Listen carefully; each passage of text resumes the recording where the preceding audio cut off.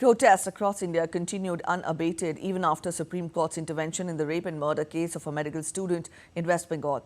In Kolkata, lawyers joined doctors in protest while the CBI received court approval to conduct a polygraph test on the prime suspect.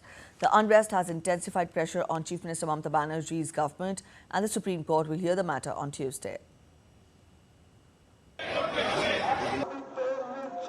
Protests continue across India, showing no signs of abating, even after the Supreme Court intervened to address the case involving the rape and murder of a medical student in India's West Bengal. Lawyers took to the streets in Kolkata on Monday in solidarity with the protesting doctors. The Central Bureau of Investigation, CBI, is probing the RG Kar Medical College and Hospital rape murder case. CBI received court's approval on Monday to conduct a polygraph test on Sanjay Roy, the prime suspect. The large-scale protests have put significant pressure on the state government led by Chief Minister Mamata Banerjee, who is responsible for ensuring the safety of women in the state.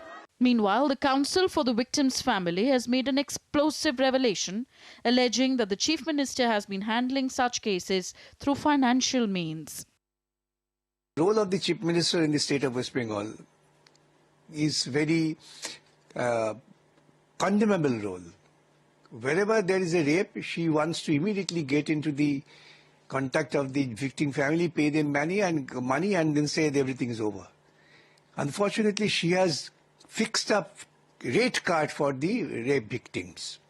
Her attempt is to purchase the witnesses. The opposition has criticized the state government.